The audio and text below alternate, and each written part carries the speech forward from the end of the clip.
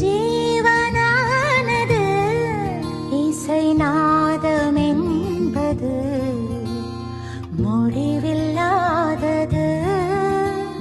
வாழும் நாளெல்லாம் என்னை வாழ வைப்பது இசை என்றானது.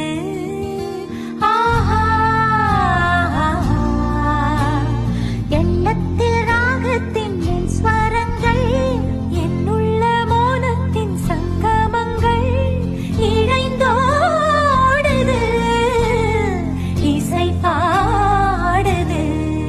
ஒரு இனிய மனது இசையை அணைத்துச் செல்லும், இன்பம் புது